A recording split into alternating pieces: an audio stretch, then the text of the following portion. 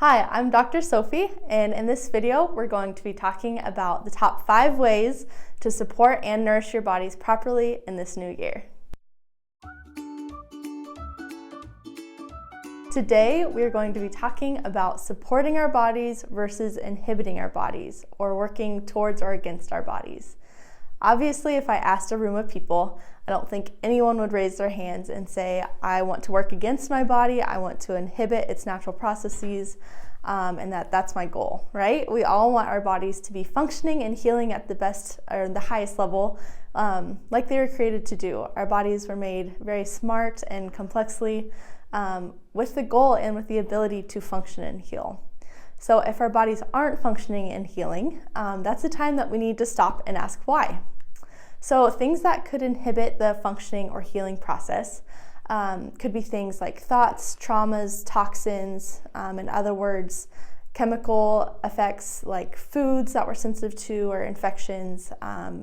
Physical traumas is pretty self-explanatory, or even emotional or mental traumas or stressors that might be really stressing our bodies out. So when we come to terms with that, when we really consider what those things might be, there's 2 steps that we can think about to really help our bodies adapt to the stressors that are currently happening, and then to heal from the stressors that have already happened. Like I said before, our goal is to thrive, right? And most of us are just surviving. If you think of it as a spectrum, you have dysfunction on one end, and on the complete opposite end, you have where your bodies are thriving, and somewhere in the middle is where you're just surviving. So take a second to really consider, where do I think I'm at on that spectrum? Am I just making it barely, feeling like I could not give anything more at the end of the day, or am I thriving to where I'm feeling energized, I'm feeling refreshed, I'm feeling supported? And then from there, we can figure out how to heal best. So some things I want to talk about, some ways to limit stress and support the body would be through adjustments, keeping our bodies free of physical stress, keeping our joints moving properly and our nervous system functioning, through supplementation. So if there's any deficits that our body's trying to fight through, how we can best support that, which it's going to look different for everyone. Also through movement. I saw a study recently that even a 15-minute walk one day can have metabolic effects for days to come. So that should be encouraging. You don't have to go work out for 2 hours on the first day to accomplish anything. The next thing would just be hydration. So making sure that our bodies are well hydrated. That's something that's over talked about and underutilized. That's definitely the first step towards health, is staying hydrated. And then the last thing that we're going to talk about a little more specifically today is food. So when we're in January, we're thinking a little bit more about weight loss. Everyone's excited and feels refreshed, are setting new goals. I really want to encourage you guys to think more about nutrient-dense foods versus just decreasing your calories, right?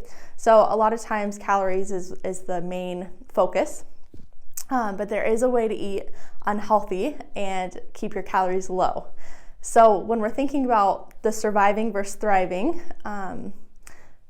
surviving would be eating foods that are low in calories. Thriving would be eating foods that are nutrient dense, that are giving our body something that it needs and really supporting all its normal processes. There is a way to eat keto, gluten-free, really any fad diet, and do it unhealthily. So I can eat gluten-free, but I can eat all pasta and just preservative-filled foods, and that's not necessarily supporting my body in the best way. So really consider that when you're thinking about starting a new diet. Not only what am I taking out, but what am I actually putting into my body? The next thing I want to talk about is the 80-20 rule. So whenever you're trying to eat healthier and it feels overwhelming, think about eating healthy 80% of the time, and 20% of the time you can have a little freedom, right? Because we want to live our lives. You don't want to be bogged down by a really restrictive diet. You want to be able to enjoy things too. So set some boundary with yourself, or maybe that's only cooking at home during the week and eating out on the weekends, or find what that balance is for you. The next thing I want to talk about is showing yourself grace. During diet changes and food things, it's really hard to not eat pizza and then feel like you can only eat dry lettuce for the next 3 meals, right? So that's not necessarily a good balance, because then your body will start to be like, oh man, I don't want to punish myself, but I'm just going to eat pizza every meal then, because dry lettuce is just not cutting it, right? So eating pizza or whatever, but then coming back with a really healthy meal that actually feeds you and nourishes you.